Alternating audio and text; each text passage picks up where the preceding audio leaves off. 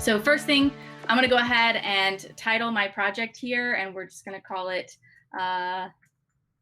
girl. If I could type, that would just be fantastic. What in the world is happening? There we go. The girl in the house. All right. And it's going to sync my project name with my title page, which we'll see in just a moment. In my project, I have these 3 documents. I like to think of a project kind of like a bubble that's going to, or like a cocoon, that's going to hold all of the content for my specific script or novel or whatever it is I'm working on. It's going to contain the body of my project, the content, the character descriptions, the title page, anything like that is going to be in this project, and I can have various documents. So I have my default document, which is going to be the body, the script, or the prose, the text, whatever it is, my title page. And then I have my private pad, which is going to be my notes, musings, brainstormings, whatever it may be. And like it says, it's private. So if you choose to share this project with a collaborator or an editor or director, they'll never see what's in this document here. And they technically will have their own private pad within this project as well that you cannot access. So I can open my title page through this button right here. I can double click on this and it'll open my title page.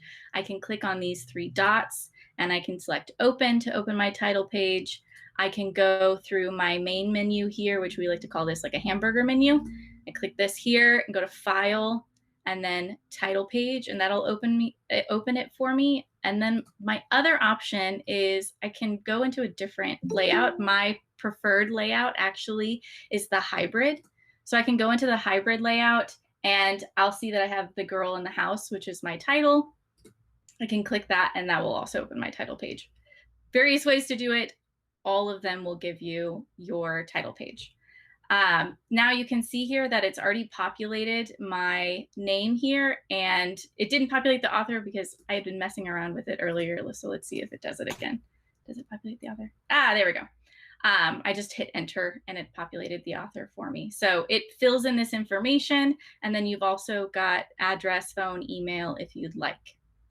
Something to note about the title page and the default document is that they have different formatting. They are 2 documents on purpose so that you can keep the content separate, but also format it the way that you would like. For example, the title page has these line types: text, note, image, title, author, address, phone, email, copyright, and outline. Your default document, your main document, is going to have the line types that pertain to your specific template. So if you have a screenplay or a stage play, anything like that, you're going to have these types of line types. If you go over to the novel template, you're going to have passage line types, you're going to have chapter line types, so forth. So in your title page, you'll see different line types. Awesome. Sorry, looking at my notes here. Okay, great. So you will always find all of the documents that are in your project through this docs widget here. If you add documents, copy them, whatever, they will appear here in your document widget. Let's get started on writing some content here in our script. I'm going to start with a scene heading, of course. We're just going to stay with a screenplay template. House. We'll go with the living room and day. Let's say Charlie is sitting on the couch reading a book. And then Charlie says, "What a great book."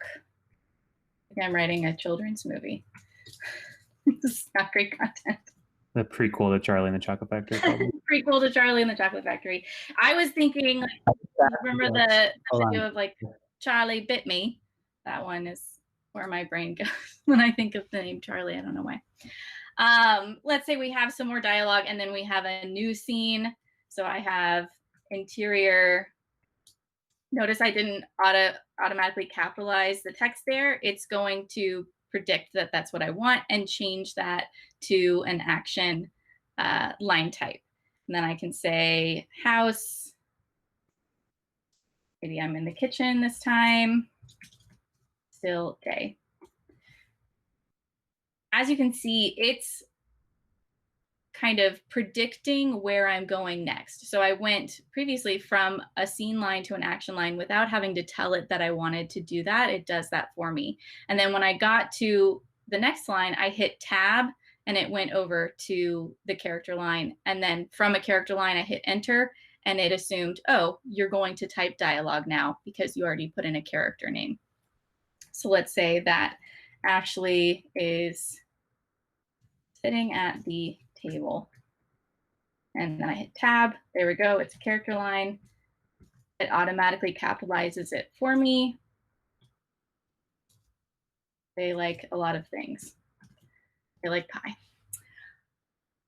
Now, let's say I had a ton of scenes, which would be fantastic. I'm not going to write all those right now. But if I had a ton of scenes, I could then go into my cards widget here through this icon. And I would see all of the scenes. A card is going to be generated each time there is a scene heading. That is how we generate cards. That is how we designate when a new one begins. You'll see that what I have in my card is exactly what I have in my script. So if I scroll through the scene, I see everything that is in this scene 1 in this first card, and everything that's in this second scene is in this card here. So the content that's in your cards is identical to the content that's in your script.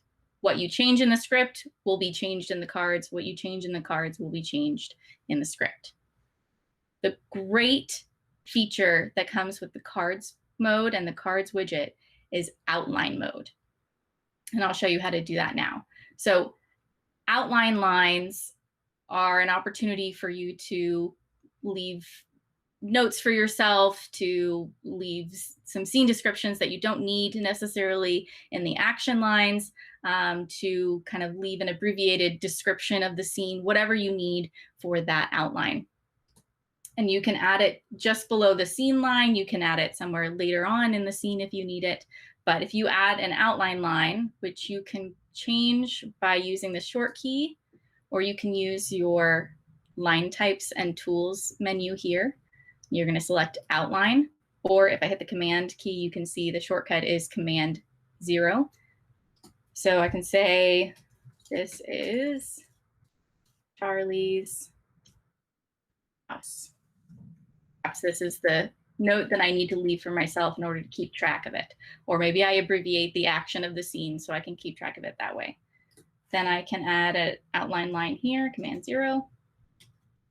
This is still Charlie's house, whatever information I need. I go back to my cards widget here. I'll see those outline lines that I added. They're visible as well. But I can go here to this toggle widget options, and I can select options and use outline mode. And what that will do is it'll just filter out all that other content. And so now my cards are essentially just the outline of my script, and I can view only that content as needed. If I want to view the outline in my cards, but I'm tired of seeing it in my script, then I can go to options and uncheck the box for show outline. My cards are going to function separately than my document is. So I can remove the view of it there. And then if I add another card, I can do scene, house, living room, evening. And then I can do, whoops, I hit, oh, instead of 0. That's my bad. This is still Charlie's house. Whatever you need. It's not going to appear here, but if I turn the outline back on, it's there as well. So whatever's in the document here will update here and vice versa. And so you can create your outline that way. If you want a larger view of your cards, you can go to Page, Cards, and it's just going to give you a larger display of the same content. And as you can see here, it's following the same option to use outline mode. I can turn that off so I can access all of my content and I can make changes, or I can turn that back on and see my outline lines. If I want to rearrange the order of a scene, let's say I want to go from living room day to living room evening and then to the house kitchen day, I can click and hold and then drag and drop, and it will rearrange my scene. If I go back to my default document, it has done that rearranging for me. It's beautiful, it's magic, it's everything. I want to really quick show you how you can turn on scene numbering so that you can keep track of this, because I think it's very, very useful for things. So just quickly, I want to show you that. Customize, page. Under numbering here, you have line type. You want to make sure that scene is selected because that's what we want to be numbering. And then check the box for number. You have a few options here. It turns on kind of what most people want by default. So there's not a lot that you need to change unless you have some very specific numbering needs. But by default, it turns that on. Turns on the typical numbering standard that we see. And then you have your numbers in the margin here. You have your numbers on your cards here. Let's say we want to jump to a scene. It's going to be hard to do in this one because I don't have that many scenes. Let's just copy and paste a bunch of scenes. There we go. So let's say I'm on the first page here and I want to go to scene 12. I just click that and it jumps me to that scene super fast. Okay. That's kind of the first chunk of information. Do we have any questions that we can answer? Any content I can go back over if need be? Yeah, I just got a comment from Casey. I was typing back to her in the chat, but she wanted to know if you could use outline tool to write notes for your scene partner. I was going to suggest both that or comments, leaving like note lines or outline lines, or if you wanted to cover something like that really quickly. Yes. So along with your outline lines that you have here, you also have a note line that you can use in the script. This week, I personally recommend the note line if it's something that you want to be like visible all the time as you're going through the script. So let's say I want to leave a note here about Ashley is a picky eater. Perhaps I want to leave that note. So it will be there in the script. It will always be visible. When I export, it will not be there by default, but I can export with it in the document. If I'm wanting to communicate stuff with a collaborator, what we really want to use is the comment option here in the margin. You can select this bubble here, and then you can say, Ashley is a picky eater, and leave that comment there. And then it'll display as a solid comment bubble in the margin for them. And these are great because they can be, you can reply to them, you can resolve them, whatever needs to happen with them. This is great for communication. We'll talk more about comments actually coming up, but that's a great question.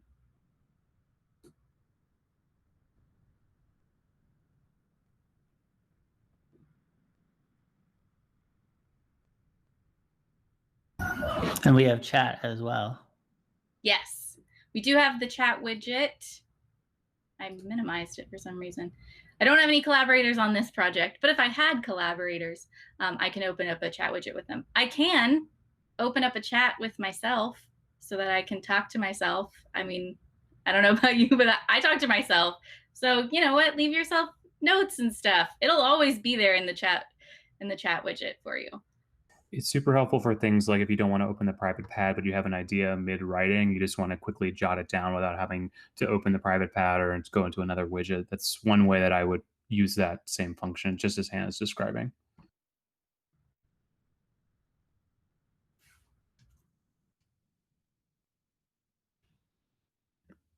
Quiet crowd tonight. They're just really enthralled. They're really focused. We're all focused right now. Awesome. I think we're ready to move on. Sweet.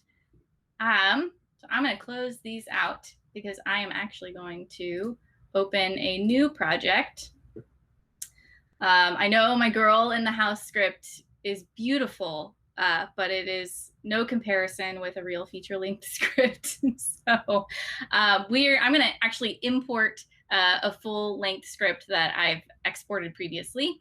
So I'm going to go to File, Import, and then I'm going to replace the document. I have different options here depending on what I want to do with this import, but I'm importing a full script into WriterDuet so that I can make edits to it. So I'm just going to replace the whole document here. It's a screenplay that I'm importing, and then I'm going to go to my computer and go to Documents, and I've got this draft clue here. And the draft that I'm importing is a PDF, but it's going to import beautifully because WriterDuet is awesome. And depending on how long your script is, this process may take some time. Clue the movie is quite long, so we may be waiting here for a second. But if you're quite a long kind of script you're importing, this process may take a second. Other formats, what are other formats we can import into? You can import Final Draft, you can import cell text and Fountain, you can import Word documents, you can import, am I forgetting anything? Spencer or Dennis? If you go to File, Export Document, all those same file types of how you could export your script are the same way you could import your script. So if you ever need a good referential for that, I would definitely check out that. Also, on all these knowledge-based articles I'm leaving, if you go to the import article, it covers all those same file types there in the list for you. So this is a PDF that I exported at one point with random stuff in it. So I'm just that was me exporting a PDF with random things in it. That was not the PDF import. Amazingly, that was the dialogue written in the script when they were shooting it too. Yes. But they did. Tim Curry decided to nix that scene. I think. I think it was impacting the script as much. Yeah. Okay. I am going to go in and I'm going to turn on scene numbering again through Customize Page.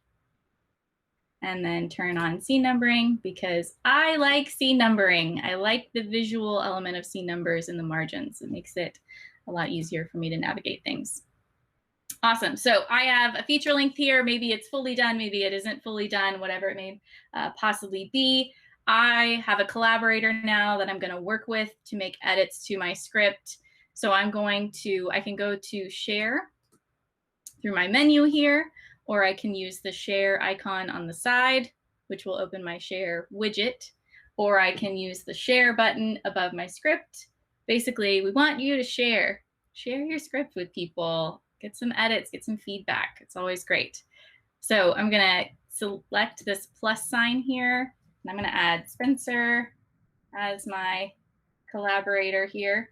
And if I want to, I can edit his permissions so that he can edit or he can't edit. So if I took away his editing permissions, he would just be a reader. If I left his editing permissions, but I selected this requires manual updates, I make him a static collaborator. And that means he can make changes to the script, but it's not going to appear in my main document because I'm the owner of it unless I approve it. I'm going to make him a regular collaborator. He can make some edits. That's fine. And then I'm going to send him this invitation and he'll be able to join the script. So he'll get an email with the invitation, but he'll also get a notification within the app that he's been invited to join a project. And boom, there he goes. And I get a notification that he has joined my project. You can always find your notifications through your user icon, which if you're in the hybrid layout like this one, it's going to be in the top right-hand corner. Sorry, the bell. It's in the user icon in a different layout. The bell, if you're in the hybrid layout, or if you're in the simplified layout, it's going to be under your user icon, and you'll see your notifications here. Go back to hybrid. Okay, so he has joined the project here. He can type all of the things here that he has typed at the top of the script, and I will see his edits as he makes them. was trying to bring back the original vision, but it's okay. I can delete that too. I think it's slightly better than the original vision. I think it's Oh, beautiful. okay, good. Me too. So this is where the comments feature and the chat widget that Dennis mentioned come in handy. So he's on the project and I'm on the project at the same time. Anything he does in the script, I'll be able to see, and vice versa. He can leave comments if you'll leave a comment, Spencer, on a line.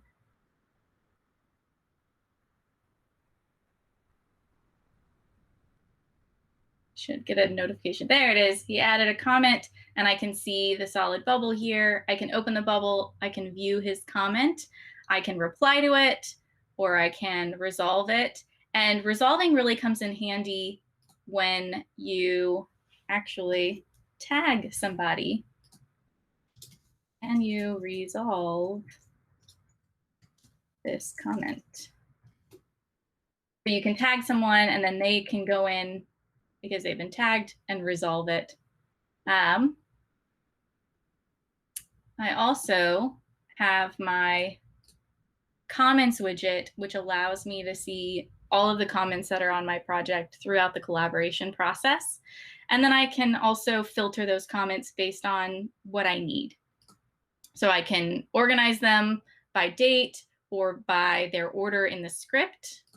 I can select the person that I want to see the comments from. I can show resolved or unresolved. I can show removed. So let's say I remove this comment. There we go. If I only want to see removed ones, then I'm only going to see the removed comments and so forth. So it allows you to kind of filter out the comments as needed. I think that the being able to filter by the user is really handy if you're like, I just want the feedback from Joe, because Joe left some really great comments and I just want to look at what Joe left. So you can do it like that. You can also, of course, use that chat widget to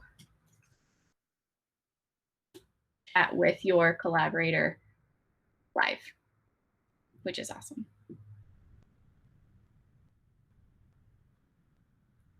Okay.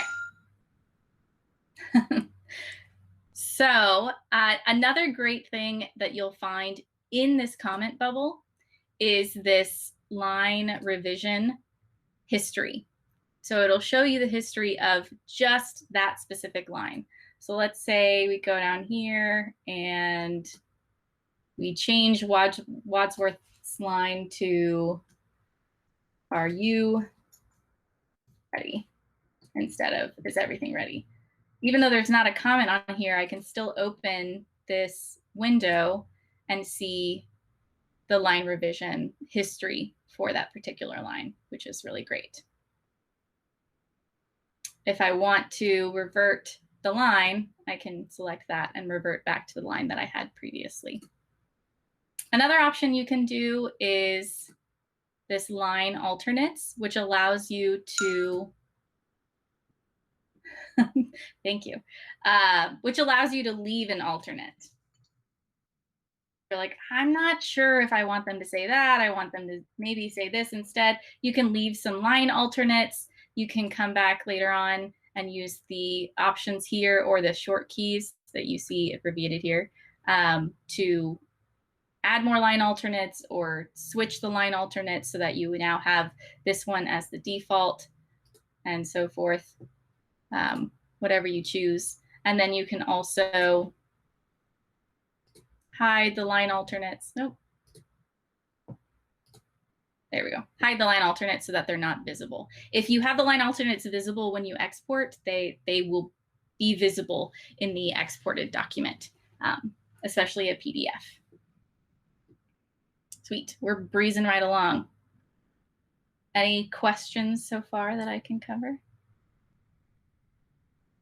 Nothing I'm seeing in the chat here. Awesome. But again, if you're thinking of something later or still trying to surmise any question you have about this section, we have time later in the session to come back to anything we're talking about. So just muse over as much as you'd like. Take your time. Absolutely. I think it's pretty exciting. I don't think I've ever seen before that your project ID has Duet in it. Whoa. It's pretty awesome. Whoa. It's meant to be. What a moment we're now reaching. It's Yes. Duet TV. It's a combo. It's for specifically this broadcast of information. Duet TV. With Hannah. You can find this on Quibi later in the year. Okay, moving along to some more revision options that you have. Let's say that we did a ton of writing, both Spencer and I want to just look at the writing that Spencer did yesterday, because he was like, I was on there for 5 hours and I did a ton of writing, and I want to be like, I need proof. So I can go to revisions and date and writers, and then I can select the day, and then I can select just Spencer if I want to. I could, if I didn't select either, it'd show me all of the revisions for that particular day, but I just want to look at Spencer's, and then I can choose whether or not I want to see any text that was deleted by Spencer.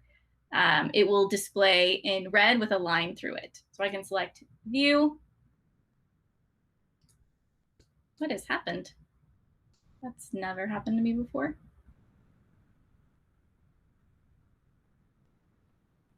Maybe it's my computer. Too many things going on. I did do a lot of writing. All right, let's try that again. Date and writers. There we go. Spencer, view. There we go. So his font will display in blue here, and then I will also see asterisks in the margin. If there were more edits, of course, I could go through this whole thing and see all of the edits. I can also use the arrows here to progress through each of the edits that he made for that particular date. I really like the date and writers one because it kind of allows you to narrow down a time frame in which those revisions occurred. Okay, another way to track or kind of like for yourself to keep track of changes and such is to, I can close this, there we go, is to use the time machine.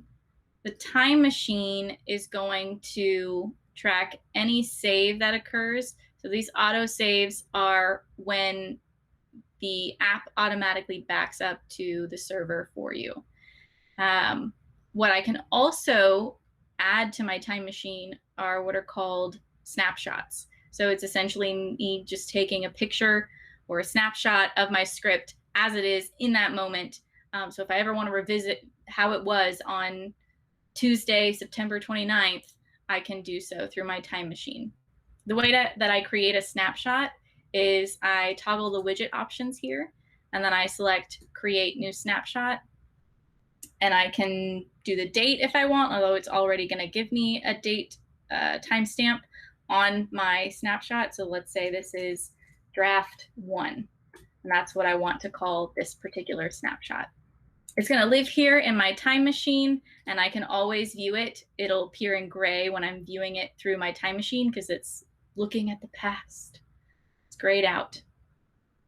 But let's say that I get to draft 5 and I realize I've made a horrible mistake and I really prefer how everything was in draft 1. Well, I can make a copy of that draft 1 snapshot and reuse or edit that content again for my document. I can do so by going to Time Machine and selecting these 3 dots here, and then make a copy. It's a feature link. It's going to take a second.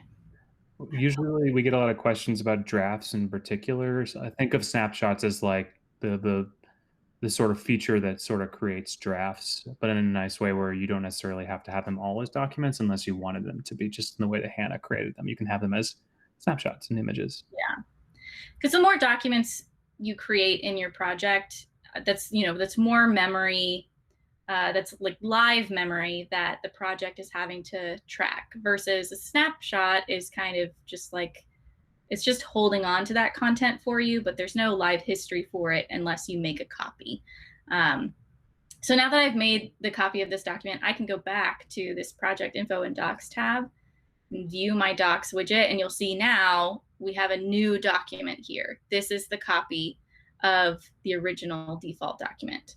If I don't want to confuse myself because they're both called default document, then I can select these 3 dots and I can rename this, and I can call this header draft.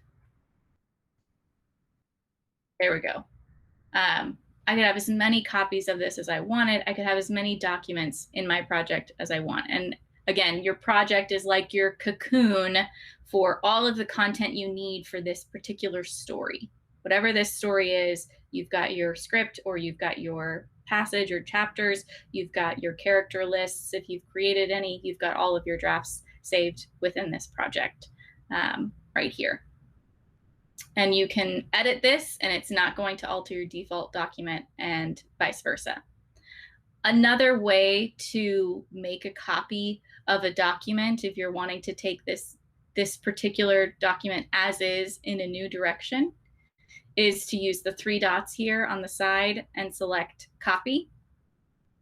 You're going to want to rename the document, especially if you're copying the default document. So even better draft, and select the copy option and create.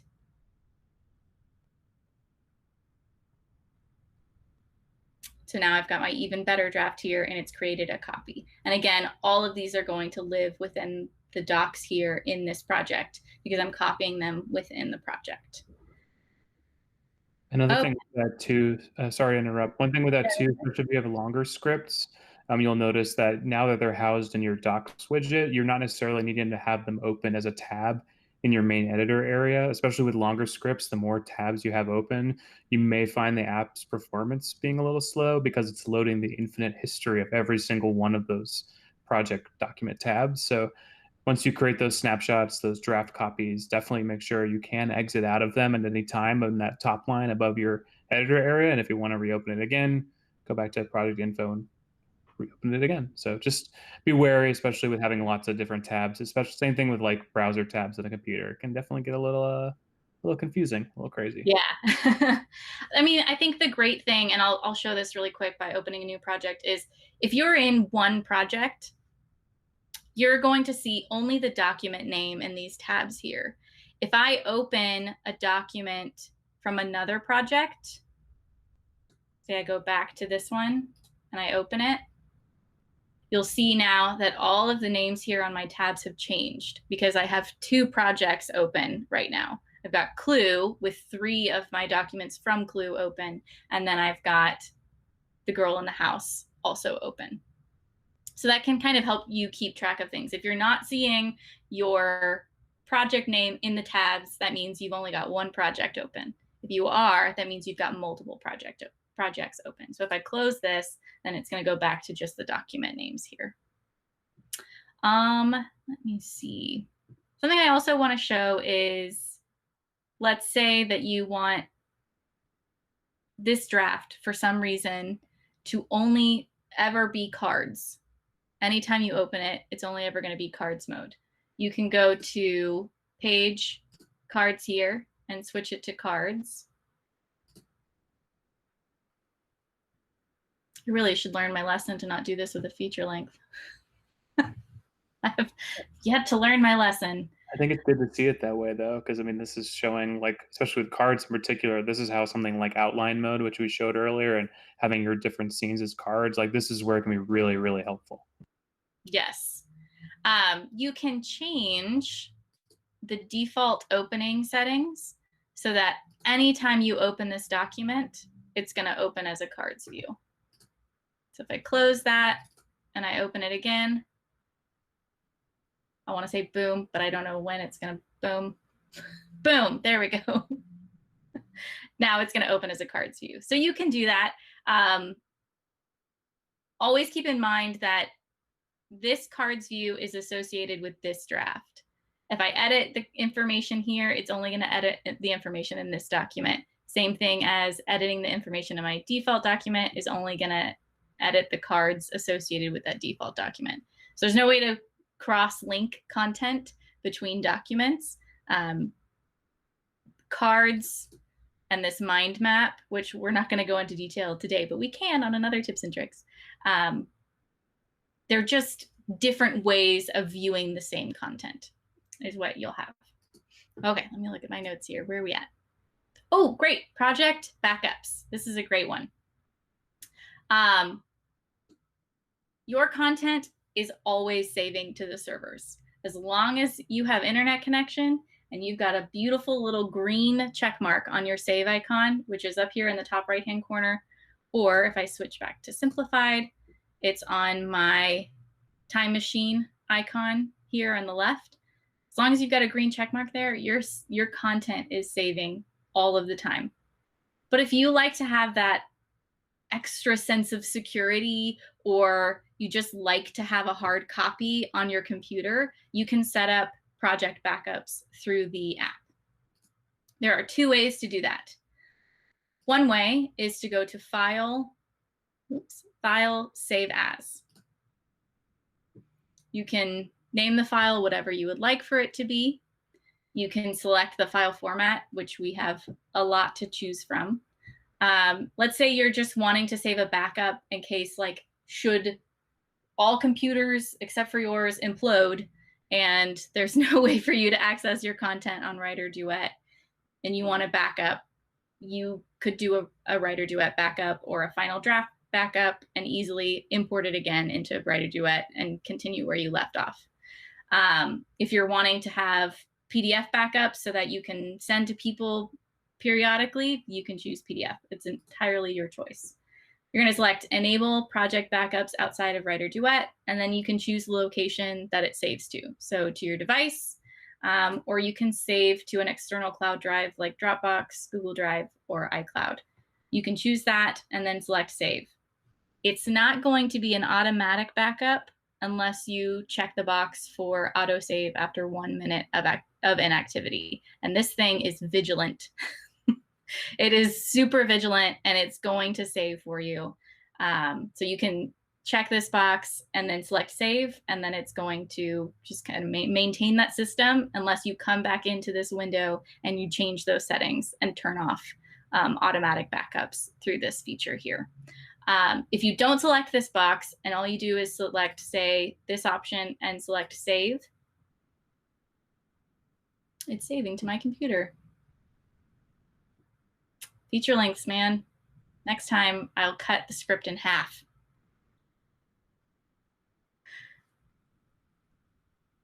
Come on now, internet. There we go.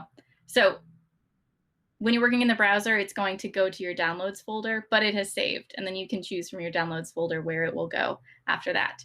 If I hit Command S, again, it's going to save, and it'll take a second, but it's going to save again in the path that I've already created through the file Save As.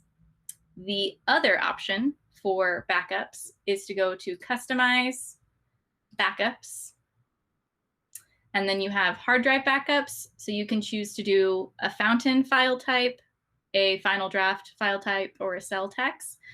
Any of these work really well in WriterDuet. I prefer final draft backups. That's just my personal preference. So you can check that and select clue. Anytime that you hit save, it's going to save a final draft version of your script to your computer. If you want an automatic backup, it's similar to the Save As option, but this is specific to Google Drive and Dropbox, and you have different time frame settings that you can select for it. So you can name the file again, you have these three options, and then you can choose a different time frame. So if you don't want it to be like every minute of inactivity, it's going to save it like it does in the Save As, you can choose this one and be like, every 30 minutes. I'm okay with that. Every 30 minutes, it's going to save a backup. The nice thing about backing up to the Google Drive or Dropbox is either through this one or Save As, is that it will write over the file that already exists. So every save that it does is just kind of going to save over the file that is there rather than bogging down your Dropbox or Google Drive with a new file each time. Whereas saving to your device through the browser will create a new download each time that it saves. If you're in the desktop app, it will do the opposite. It will do what it does in the drive, where when you save to your device from the desktop app, it will write over that file each time on your computer. Awesome. Did I skip anything with backups, Dennis or Spencer? Okay, last thing, exporting. You've written your script, you've done your edits, you've done your collaborating, you've done a bunch of saves, all of that stuff. You are ready to export. Our preferred method is to use the multi-doc export. You can go to Docs, multi-doc export. You'll have all of your documents here. So even if you wanted to export other documents, you can include them. Let's say you want the title page and the default document only, and then PDF is the most frequent, especially if you're going to be sending it off to people. You can drag and drop these to rearrange them as needed. They will export together as one file. So then I can export two documents. Which goes back to what Hannah was talking about with the title page and our script documents being separate documents because they have different templates, a lot of things different going on. Just know they will compile at the end when you do multi-doc export or any of the other exporting options. So as you can see, there's the title page and all the other stuff. And the full script. Another option for exporting, because you've got a few, is to go through File, Export PDF, default visible. So whatever is visible in front of you is going to export to that PDF, but it's also going to pull in that title page with it. You can also do export document PDF. Whatever is visible on the page will export with it, and as well as your title page, or with any of these other file types, same thing. The title page is going to go with that default document unless you choose otherwise. And I'll show you how to do that in just a moment. You can also include different line types. So this note line, where did that note line go? Did it disappear? It was in another script, wasn't it? Let's say I have a note line here. It was your other masterpiece. It was my other masterpiece, indeed. This is note. If I export it right now, just export PDF, default visible, or export document PDF, it's not going to include that note line with it. But if I want it to, I can say all, or I can do export PDF, include notes. So it'll include those notes with it. Another option for exporting is your export tool right here, which is going to do essentially the things that the other exports did, just has some slightly different options. You can do just the selected text, like highlight a portion and export just that, or the entire document, or the current editor content, kind of like the default visible, and your different file formats here. A lot of export options. You will get your script out of WriterDuet and to the people you want to share it with. Yeah. What was I going to say? There was something I was going to allude to, and now it has left my brain. When you make changes in that export from the tools icon. Oh, yes. What you're thinking of? That is a good note. If you, let's say I do only selected text here and then I export, if I export again after that, it's going to maintain these settings that I applied. So you'll want to go back in and change the settings if you're looking to do a different export after this particular export that you did. I was going to go in and show you how you could export without the title page, should you want to. Go to Customize, go to PDF, and you can uncheck this box for basic title page. And that's going to, like, if you're like, I just want to send them the script, they don't need the title page with it, I just want to send them that, you can go in and do that. But just remember to go back in and check the box for basic title page, so that when you are ready to have your title page with your document, that it exports with it. Or you can use the multi-doc, where you can just select the ones that you want for that export. Both are good options. Or you can just use multi-doc export, period, and only export the default document by just selecting only that one. It's definitely your choice and your preference for the workflow that suits you. Any questions? Anything that maybe we haven't covered in this 50 minutes or so that we can cover for you? Burning questions, things that I sped right through that were confusing. That's okay. Jayla wants to know how you can add scene numbers again through customize. Go to customize, go to page, and then under numbering here. So if I had them off, this is how it would display. And then typically you'll be on a scene line when you want to see number scenes, but if not, just make sure you go in and select scene from the line type here, and then check the box for number.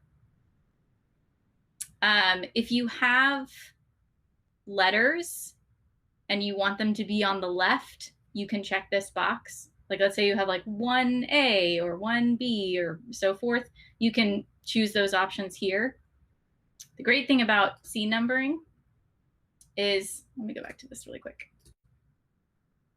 By default, the update automatically option is turned on. So if I manually change a scene number, it's going to affect all of the scene numbers after that until I disrupt the pattern again. So let's say I have scene 4, and then I want this to be 4A. And then the next scene is going to be 4B, 4C, 4D. It's going to just keep that pattern going until I disrupt the pattern again. And now this is scene 5, and it'll pick up the pattern where I disrupted it, so forth and so on.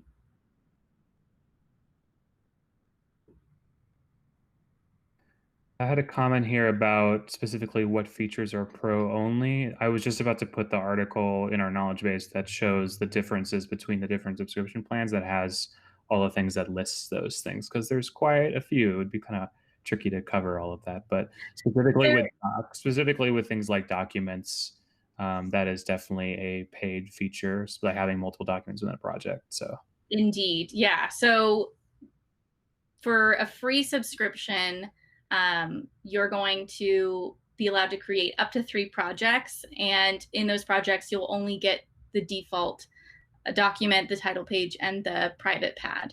If you upgrade to Plus or further up, then you have the ability to create unlimited projects, share with people, and create new documents and so forth within the project. But that is like once you get to Plus. However, cards mode, outline mode, notes, line type, scene numbering, exporting, all of those things are available with free. The only other thing that we've covered tonight, I believe, that is not available with free is the snapshots, being able to create, or you can create snapshots, you can't create copies from those snapshots. And also saving outside of WriterDuet. So saving those backups to a Google Drive or to your hard drive is a paid feature. Also, with anything collaborative, free users can't share any of their projects to other collaborators. They can be added on and invited to projects as a collaborator. They can be added to as many by other paid subscribers, but they themselves, like if you wrote a project as a free user, you couldn't invite other collaborators. Then you would definitely have to upgrade. Mm-hmm. We have a lot of writers groups that ask us that question of like, how many subscriptions do we need to have? And depending on your workflow, if you've got one person that's going to create a lot of those projects, then your other writers in your group can have that free subscription as long as they're just joining projects that are shared with them. That does affect their ability to create new projects on their own, but they can join 20 million projects if they need to, should their account support 20 million projects. Let's make it happen right now. Yeah, let's do it. No promises on 20 million. Dennis is like, no, don't do that.